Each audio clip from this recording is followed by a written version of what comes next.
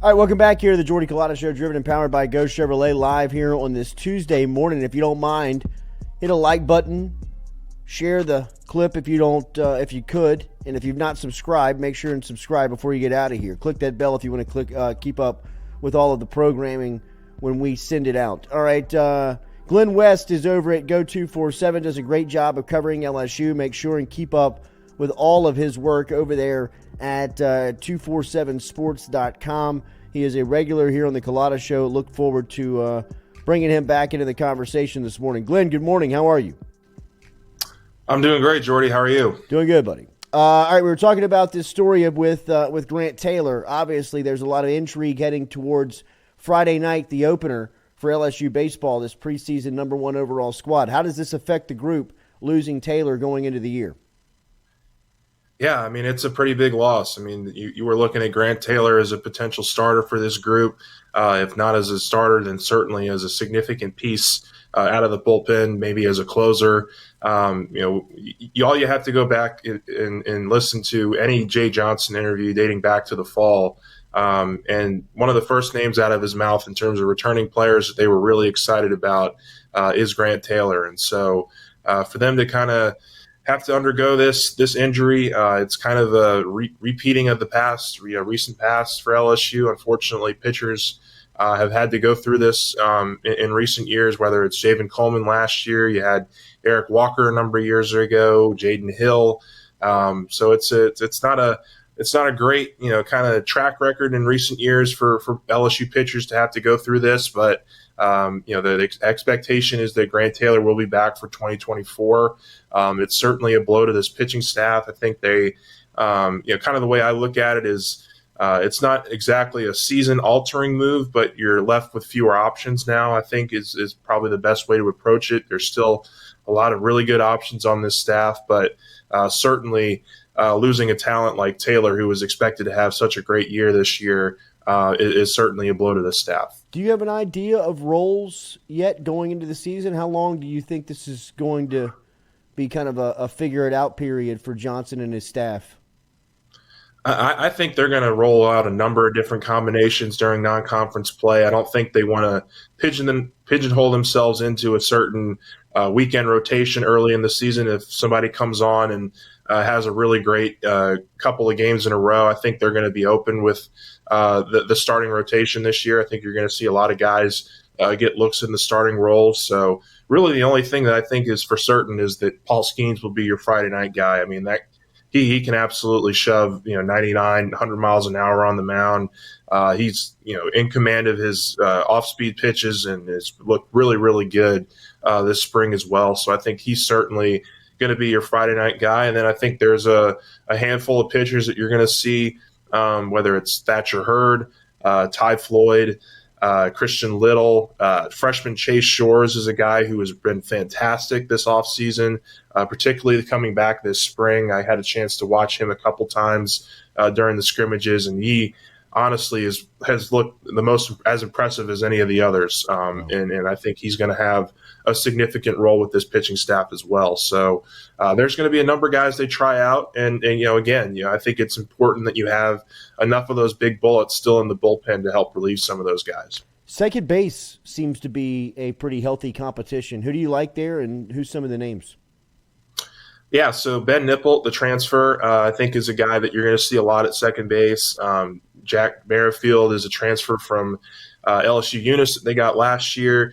He played a little bit of third base last year, and I think it was probably not his best position. I think he was more suited for second base. He was a Golden Glover at the JUCO level at second base, so he's a name that's certainly going to be out there. Freshman Gavin Guidry is getting a lot of looks at second base, and then you've also got Gavin Dugas, who is a 5-year returnee here. He's a college pro at this point. He's seen it all and been in every situation you could imagine. So he's certainly starting to get a little bit healthier as well. He had some eye surgery back in November that kind of hampered his start to spring. But last couple of weekends, he's been putting up some really good numbers at the plate, and I think he's been a really serviceable defensive player in the infield as well. So they're going to have probably 3 or 4 guys that they trot out there in the early part of the season and see which ones stick. And I certainly think there's going to be a healthy competition there throughout most of conference play. You mentioned Gavin Guidry, one of these freshmen, these talented freshmen. What do you make of this class coming in and some of the guys you expect to make instant impacts? Yeah, it's a great class, and certainly not just in the infield with Guidry, but you look in the outfield as well with Paxton Kling. He's a guy that I think you're going to see a lot of in the outfield next to Dylan Cruz and Josh Pearson. I think behind the plate, you're looking at Brady Neal as another option with Alex Milazzo at catcher. I think those two are certainly going to have the early grasp of the catching position here in this early start of non-conference play. And Jared Jones is a guy who really just pops at the plate. He's a guy that can really come in and hit. I think he's a good DH option early in the season for LSU. You've got Trey Morgan over at first base, so I don't see him beating out Trey Morgan for many plays. But I think he's certainly going to be a guy that you can rely on at the plate. But I'm really excited about Guidry. I think he's going to be a really kind of change of pace, really quick, hit for contact kind of player who can make some defensive plays happen. So you're going to see a number of freshmen out on the field for LSU, and that doesn't even begin to mention some of the pitchers that you might see out there. From freshmen to veterans, it sounds like Jordan Thompson's had a really good offseason, especially defensively. They're expecting a pretty big uptick in him. Yeah, so I've talked to Jay a number of times about Jordan, and it's been pretty much the consistent theme that he has come back this offseason and been really exemplary with his defense. And he was a little bit banged up early last year. I think that was an injury that really kind of suffered in his defense, and you could really see him struggle throughout that. But towards the end of the year, Johnson was really, really encouraged by what he saw, the improvement that he saw from Thompson. And from everything that I've heard, he's taken that head on, that momentum head on, and really, really improved this offseason as well. I mean, Johnson's told me that a number of MLB scouts have come up to him and said that looks like a defensive shortstop in the MLB. I mean, he has been that good for LSU in the middle infield, and he was also one of LSU's most clutch hitters last year as well. If you remember some of the big hits that he had to help get LSU some early wins in the season. So I think you can expect some big time things from Jordan Thompson this year. Glenn, what do you expect from Dylan Cruz this year? What's fair to expect from him? Yeah, he's a 5-tool player, and look, we've talked to him a little bit. I think probably the biggest thing that I've noticed in terms of his change is just his leadership and his willingness to use his voice. I think that's going to be huge for this team now that he's a junior. I mean, he's really stepping up to the plate and being one of the big-time leaders on this team with his voice. And so I'm excited to see what that side of Dylan Cruz looks like. I mean, everybody knows he's probably going to be a top 2, top 3 pick, and nobody would be surprised if he goes number 1 overall. But I think the leadership that he's shown this offseason has really been something to take note of. And then his defense as well. I mean, Johnson has said that, he's not just a really good center fielder anymore. He's an elite defensive center fielder. And so that was something that Dylan took pride in this offseason. He really wanted to make sure that he was going to not only be elite at the plate, but elite on the field as well. And I think you're going to see that this year. Josh Pearson is the name that keeps coming up. What do we expect from the second-year standout? Yeah, I mean, look, that experience that he had last year, at the end of last year, is going to be really helpful for him. He was a mainstay in the rotation last year. By the end of the season, he got a lot of postseason looks. I think he's gonna certainly be in the mix there in the outfield. I think there are a number of guys that they're going to look at. Braden Jobert has lost a couple pounds, and he's looking a little bit more agile in the outfield, so he might get some more looks. We mentioned Paxton Kling. I think they really like his speed and his defensive instincts as a freshman. But Josh Pearson's certainly going to be in that mix as well. I mean, he was really good for them in games last year. And, he's had a little bit of a slower start, I think, to spring than many probably expected. But, I'm particularly in baseball, I'm more of the wait till you see it on the field, before you kind of make any rash judgments in terms of slumps. I mean, everybody goes through some hitting slumps in a season or in an off season. So I think they're really high on Josh Pearson. I think he's going to get a lot of opportunity And he's somebody that I think you could put in that breakout category as a second-year player here. Glenn, Paul Skeens is a guy that his name, when it comes up, I mean, it's kind of up there with Dylan Cruz on type of expectation for this guy. What has LSU ever had a type of player like Skeens, and what is a true evaluation and expectation for him going into the year? Yeah, I mean, certainly nobody with just this 1 year of hype. I mean, you don't really see a whole lot of transfer players come in here and have the expectations that he has immediately on his shoulders from the Air Force Academy. But this is a guy who's going to be a top 5 pick next year, and it's not just because he can throw the ball really hard, but he can also swing the bat a little bit too. I mean, I think you're going to see him in some DH spots this year. I think they're still trying to figure out what the best course of action in terms of him hitting in games is, and that's something that they'll certainly get a better feel for once they start playing. But on the mound, this is an ace. I mean, he's a guy that can absolutely be a future MLB starter, and is a guy that I think they have extremely high expectations for, and has only improved with Wes Johnson. I mean, he went into great detail with the media last week about some of the improvements he's made to his slider. He really feels like that's going to be a good strikeout pitch for him. He's certainly a guy that can throw it, 98, 99 miles an hour when he needs to. But his command of the mound also is really going to be a stellar attribute for this group. And I think you're going to be able to see the talent right away. Glen West, remember to read his work over at Go247. Opening night of LSU Baseball coming up on Friday night. Glenn and the crew will be over there. Before I get you out of here, basketball tonight in Athens.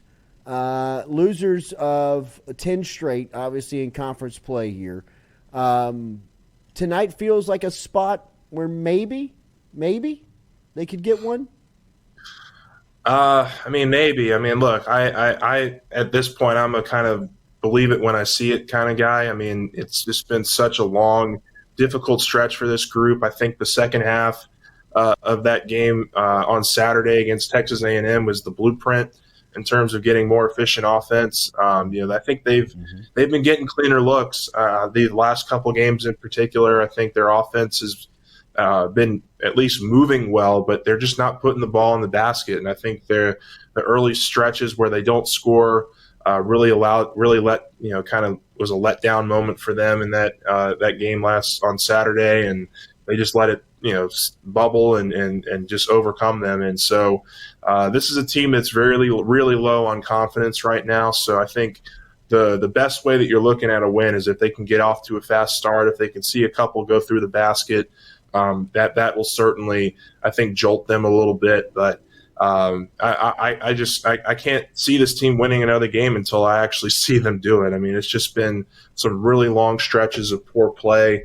And, you get to a point where you feel a little bit bad, in terms of just the lack of efficiency on offense. And, I can't imagine what it's like when you look up at the scoreboard and you only have 2 points, 11 minutes into the game. I mean, that's just really tough to overcome. So I think that, they're certainly got an opportunity to win this game. I think, certainly this next game against South Carolina as well would be an opportunity for them to win a game. But until they do it, I'm not believing that they're going to do it.